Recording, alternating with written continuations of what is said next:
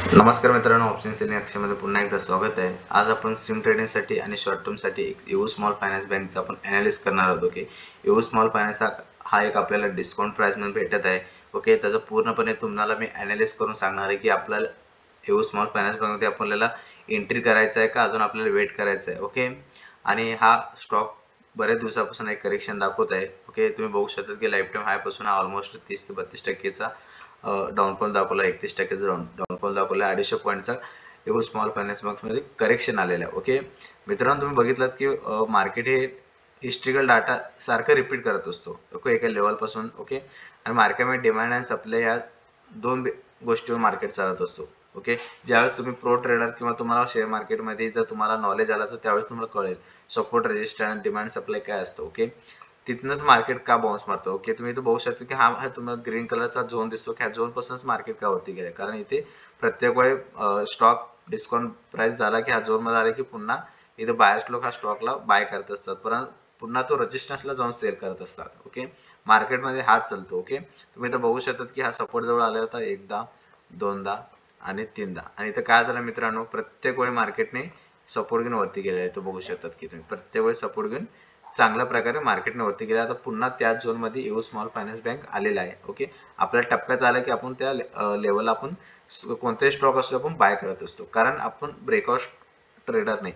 Okay, तुम्ही breakout म्हणलं इथं कॅन्डल क्लोज झाला तर तुम्हाला बाईंग साठी असतो, पण इथनं किती आपल्याला ऑलमोस्ट आपण इथं बघू शकतो की इतकं आपण डिस्काउंट प्राइस सोडून आपण इथं बाय करतो, म्हणजे ऑलमोस्ट 250 पॉईंटचा आपण एक बॉटम पासून त्याला सोडतो, म्हणजे आपण एक संधी सोडतो। म्हणून आपण कधीही बॉटम फिनिशिंगची स्टॉक रिकमेंड करतो आणि ब्रेकआउट पाशी जाऊन थोडंसं आपण सावध होतो। ट्रेलिंग स्टॉप लॉस, आपण ट्रेलिंग स्टॉप लॉसच्या आधारे आपण ट्रेल करत जातो। इथं जर इथनं ब्रेकआउट भेटलं तर आपल्याला खूप चांगले रिटर्न्स मिळतात। आपण इथं जर 250 पॉईंट मिस केलो आणि इथे एंट्री घेतलं असेल तर त्याला काही हरकत नाही मित्रांनो। ओके, त्याला काही लॉजिक नाही, कारण बरेच ट्रेडर हे कॅन्डल क्लोज झाल्यानंतर एंट्री घेतात। ओके, हायच्या वरती एंट्री घेतात, याचा लो स्टॉप लॉस होता, पण आपण तसं करत नाही मित्रांनो। आपण एक support level, psychology support level पाशी आपण एंट्री करायचा पुरेपूर प्रयत्न करतो, बॉटम फिनिशिंग। ओके, आपण टॉपला कधीही एंट्री घेत नाही जास्त। ओके, कधीतरी घेतो पण जास्त एंट्री घेत नाही, कारण आपली तिथे रिस्क वाढते आणि त्याची ॲक्युरेसी खूप कमी होते।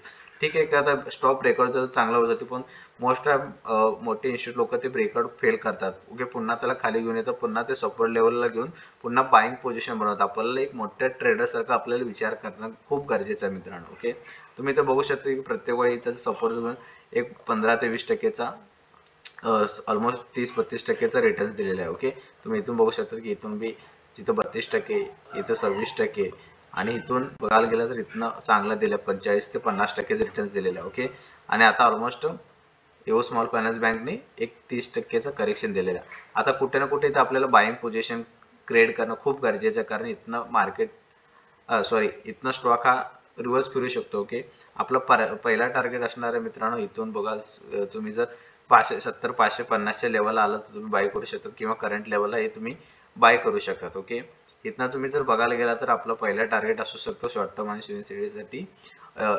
700च्या लेवलच्या आसपास। जर इथनं जर मार्केट थोडंसं इथं टाइमपास केला, समजा इथं जर इथे जर मार्केट थांबला, ओके, इथं जर असं टाइमपास केला, पुन्हा हा वरती जाऊ शकतो लाईफ टाइम हायला क्रॉस करून चांगला वॉल्यूमने जर वरती जात असेल तर हा येणाऱ्या दिवसामध्ये EU स्मॉल फायनान्स बँकचा टार्गेट खूप मोठा शकतो। आपला पहिला टार्गेट जर ब्रेकआउट देऊन सस्टेन झाला तर पुन्हा आपल्याला तिथं वरती 40 ते 50%चा टार्गेट भेटू शकतो, पण तो कधी त्याला टाइम लागेल मित्रांनो। ओके, जर आपण बॉटमला जर घेतला तर आपल्याला चांगले रिटर्न्स मिळतील। जर तुम्ही इथे येऊन बी सेल केला तर काही हरकत नाही, तुम्हाला 20, 25, 30%चा returns easily EU small finance मध्ये तुम्हाला भेटू शकतो। ओके, तुम्ही बघू शकता की प्रत्येक वेळेतनं वरती गेलेला आहे, हा आपला झोन आहे। आपण बॉटम फिनिशिंगला खूप महत्त्व देतो आणि आपल्या क्लायंटला मी आपण रेकमेंड करतो की कधी आपण आपल्याला बॉटम बसून डिस्काउंट प्राइस मध्ये आपल्याला स्टॉक घ्यायचा असतो।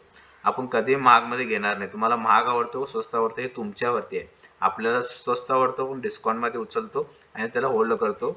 ओके, इथनं घेतलं की आपल्याला खूप रिस्क कमी होऊन जातो। ओके मित्रांनो, आता जर समजा या लेवलला जर तुम्ही बाय करत असेल तर आपलं स्टॉप लॉस काय असणार, आपलं स्टॉप लॉस 526 च्या आसपास, म्हणजे 25 ते 30 पॉईंटचा आपला स्टॉप लॉस असणार आहे मित्रांनो। जास्त स्टॉप लॉस नाही, त्याच्या अगेन्स्ट आपलं रिवॉर्ड 1:5 1:6 मिळणार आहे, हे तुम्ही लक्षात घ्या मित्रांनो।